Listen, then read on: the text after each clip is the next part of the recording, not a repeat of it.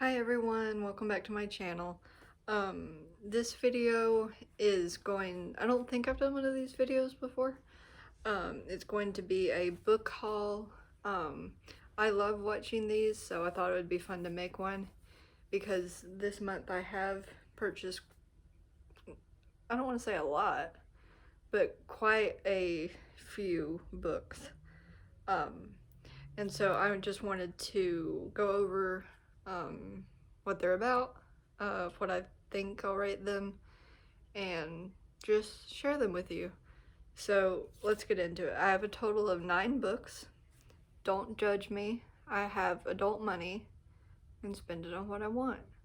So this is in like no particular order or genre or anything. This is just the order that they're in the stack right here. So first we have The Long Walk by Stephen King.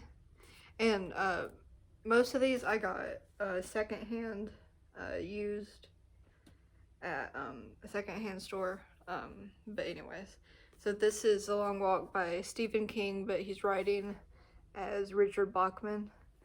As you know, I have been reading my first really Stephen King books, which is not his typical horror genre. It's the Dark Tower series. So I thought I would pick up one of his standard horror books. Um, so this comes in on Goodreads at a 4.1 stars out of 5. Um, I only know 2 people that have read this, but they said, okay things about it. Like, it's not their favorite Stephen King book, but I just thought this would be a good place to start because I'm not really into like major horror, but the premise of this one seemed interesting. So for each of these, I'll read the description or the summary on the back. So, against the wishes of his mother, 16-year-old Ray Garrity is about to compete in the annual grueling match of stamina and wits known as the Long Walk.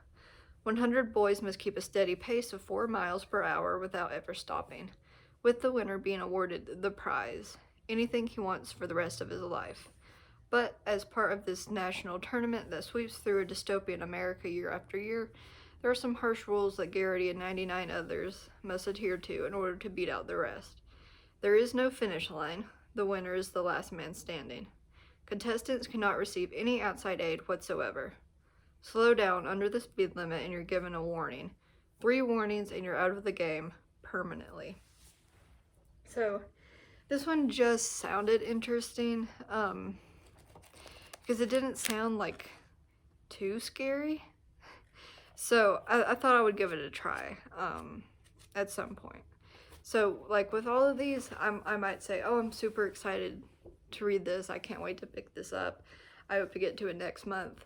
But I am a mood reader at heart, so I might say, oh, I want to read this next month in February. But it could very well be many, many months before I pick up any of these books. But, so that is the first one. And so the next one, I have been hesitant a little bit to pick up just because it's like a cozy book and I don't really do cozy that much. But I saw a trend going on Instagram. It's called January in Japan, where you read novels from Japan. And so I've gotten a lot of recommendations for those. And so this is one of like the most popular ones. And it's a series, but and I got it used, so it was cheaper, so I'm gonna give it a try. So that is Before the Coffee Gets Cold by Toshikazu Kawaguchi. I think there's 4 to 5 in the series. So yeah, it's like cozy, let's see, cozy fiction, fantasy, magical realism, It only has a 3.7 on Goodreads, which isn't great, but, you know, has over 3 million copies sold, so. Okay, so the summary. If you could go back, who would you want to meet? In a small back alley of Tokyo, there is a cafe that has been serving carefully brewed coffee for more than 100 years. Local legend says that this shop offers something else besides coffee, the chance to travel back in time. Over the course of one summer, 4 customers visit the cafe in the hopes of making that journey. But time travel isn't so simple, and there are rules that must be followed. Most importantly, the trip can last only as long as it takes for the coffee to get cold. And then what would you change if you could travel back in time? So, sounds very cozy, maybe a bit emotional, but I have started getting more Japanese translated fiction. So I'm just curious about the genre, so I really want to give that a try. And most of these Japanese novels, they're not that long. They're like under 300 pages, so hopefully it could be a quick read. And then next we have a book that I am really looking forward to. It hasn't necessarily been on my list or on my radar, but again, I got it at the secondhand bookstore, and since I read the summary, I was like, okay, this is right up my alley. The reviews, again, aren't that great, or like it's sitting at a 3.8. But it's a mystery, which the book is The Maid by Nita Prose. Correct me if I'm wrong, but this is being adapted into a TV show. I think so, unless it's some other mystery that's like this. Okay, so The Maid by Nita Prose, it has 3.8 stars on Goodreads. The #1 New York Times bestseller. A dead body is one mess she can't clean up on her own. Molly Gray is not like everyone else. She struggles with social skills and often misreads people's intentions. But no matter, she still throws herself with gusto into her work as a hotel maid at the 5-star Regency Grand. Her obsessive love of cleaning and proper etiquette makes her an ideal fit for the job. She delights in donning her crisp uniform each morning, stocking her cart with miniature soaps, and returning guest rooms to a state of perfection. But Molly's orderly life is upended the day she enters the suite of the infamous and wealthy Charles Black, only to find Mr. Black dead, very dead, in his bed. Perplexed by Molly's unusual behavior, the police immediately suspect her of murder. She's soon caught in a web of deception with no idea how to untangle herself. Fortunately for Molly, friends she never knew she had join her in a search for clues about what really happened to Mr. Black. But will they be able to find the real killer before it's too late? So that just sounds awesome. Like a small, like, condensed mystery that doesn't spread, like, throughout the whole city where it's just in the hotel. That's something that, I really, really like. I've seen a video game that's kind of like that, I think, a couple of years ago. But I want to read this one soon, but you know how I am. Okay, so the next one is one that's become recently popular, and I was so happy that the bookstore had this one, because I have, ever since I learned about it, I've really been looking forward to it. So that is Strange Pictures by Uketsu. So this one, it only came out, well, actually, okay, so it came out in Japan in October of 2022. Let's see, but when did it get translated? It doesn't say, but it doesn't have a whole lot of ratings, but obviously it's been translated recently. Maybe, let's see. Yeah, it's only been translated this year, so that's why it doesn't have a whole lot of ratings. But the premise of this one, it sounds fantastic. So 4.2 stars. So let's see. there's a little snippet here. It says, a spine-tingling bestseller that has taken Japan by storm, an eerie, fresh take on mystery horror, in which a series of seemingly innocent pictures draws you into a disturbing web of unsolved mysteries and shattered psyches. A pregnant woman's sketches on a seemingly innocuous blog conceal a chilling warning. A child's picture of his home contains a dark secret message. A sketch made by a murder victim in his final moments leads an amateur sleuth down a rabbit hole that will reveal a horrifying reality. Structured around 9 childlike drawings, everyone holding a disturbing clue, this novel invites readers to piece together the harrowing truth behind each and the overarching backstory that connects them all. So the author is a YouTube sensation who is an enigmatic mass figure. And they're one of Japan's most popular contemporary authors. So there are drawings in this book, and like graphs and charts. So I want to find something to show you. The premise of this, anything that you have to like work on to solve on your own, and like anything with like a mysterious author, I really like. Let's see. I'm trying to find.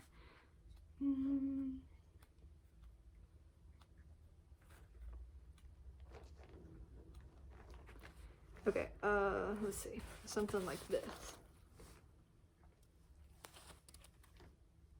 So there are drawings and we have to like put together the picture on what happened. So it just sounds cool. It's a cool premise. There's not a lot of books out like that, at least that I know of. So yeah, let's go to the next one, which I am so excited for. So last year, towards the end of the year, like fall, winter, the Nobel Prize in Literature was announced. And so the person that won was, her name's Han Kang and she's a South Korean author. And so she won the Nobel Prize for Literature. And so I obviously saved like all of her works in my Goodreads want to read. And so my local bookstore had one of hers. And I think this one sounds like the most interesting out of all of her works. It only has a 3.6 on Goodreads, but you can't always trust that. It has a lot of ratings though, so okay, let's see what it's about. Before the nightmares began, Young-hee and her husband lived an ordinary, controlled life, but the dreams, invasive images of blood and brutality torture her, driving Young-hee to purge her mind and renounce eating meat altogether. It's a small act of independence, but it interrupts her marriage and sets into motion an increasingly grotesque chain of events at home. As her husband, her brother-in-law, and her sister each fight to reassert their control, Young-hee obsessively defends a choice that becomes sacred to her. Soon their attempts turn desperate, subjecting first her mind and then her body to ever more intrusive and perverse violations, sending Young-hee spiraling into a dangerous, bizarre estrangement not only from those closest to her but also from herself. So this just sounds so good. And again, it's not that long. It's only, it's under 200 pages. 185 pages. I'm so happy a South Korean author won the Nobel Prize. It's just so good. I'm so excited. So next, probably the most intimidating read of them all. So I've debated multiple times about reading this, and I've looked at this specific copy like 2 separate times at the bookstore, and so this time I said if they still have this, I'm going to buy it. And they did, so of course I bought it. It's just intimidating for multiple reasons. One, because it's long. And then 2, because I know it's like important and just has a lot of history in it and stuff.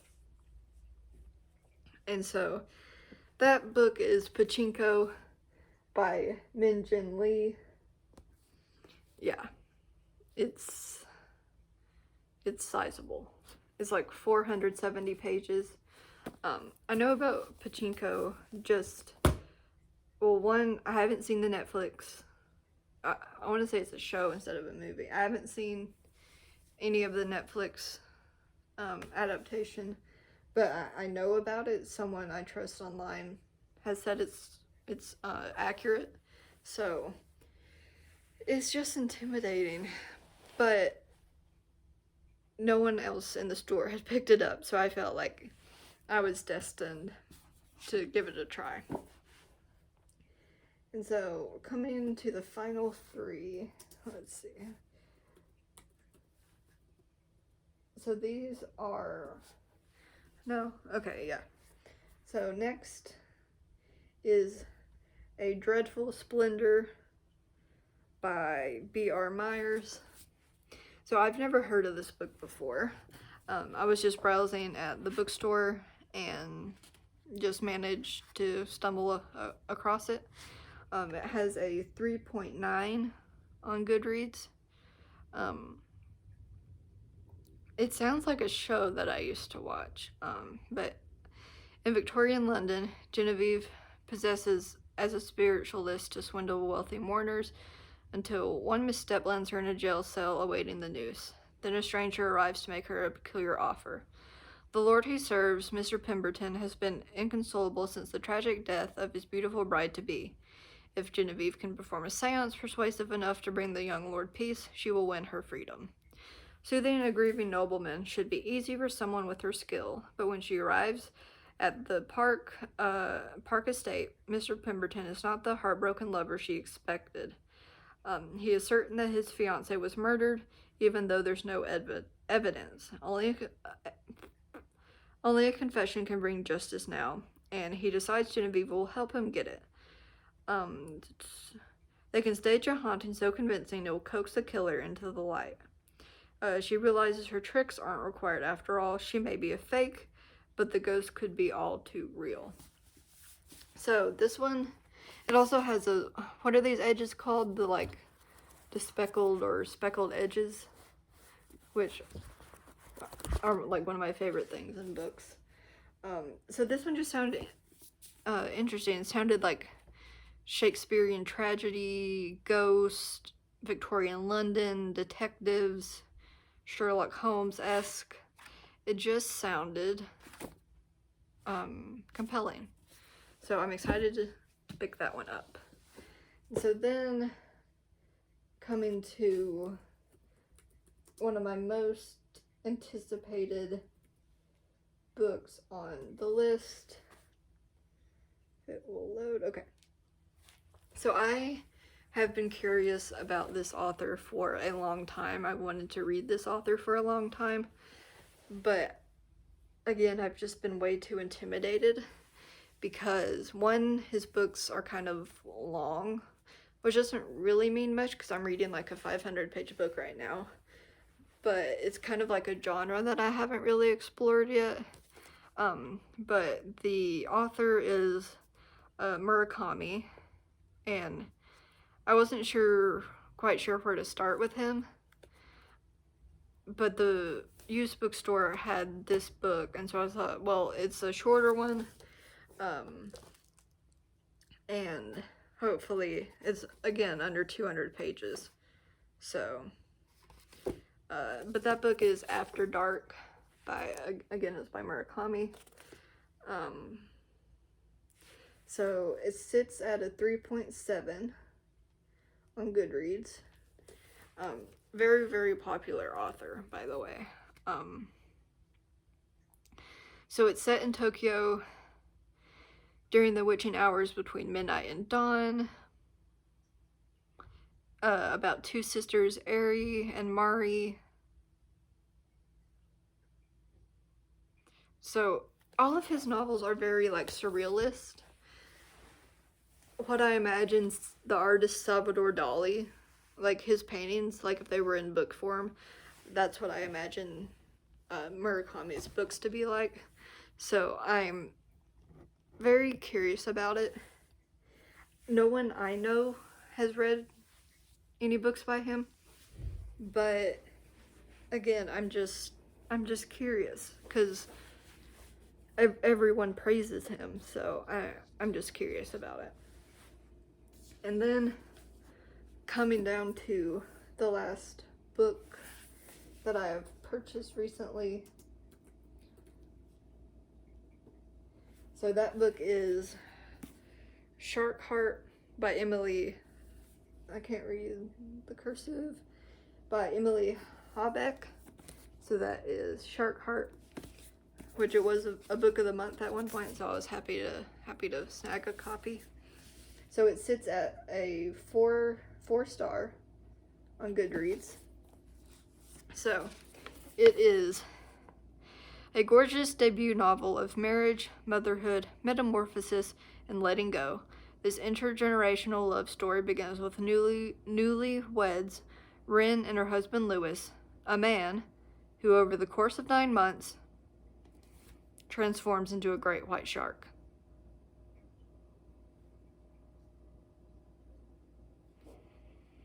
Yeah, we were talking about weird surrealist books. So yeah, this lady's husband turns into a shark. I'm excited about it. Someone I trust online was like sobbing at the end of it. I obviously don't know how it ends, but what a unique premise that I've never seen before, because who would think to have your character turn from a human into a shark? I wouldn't. But anyways, so that's the last book. So I don't know which one of these I will read first. I'd like to pick up one of them soon. I have to finish 1 or 2 actually. 2 more books that I'm currently reading. But I'm like halfway through each of them. So I would like to pick up a couple of the shorter ones. Because quite a few of these are under like 250 pages. And a lot of them are by Asian authors, which we love to see. We love that.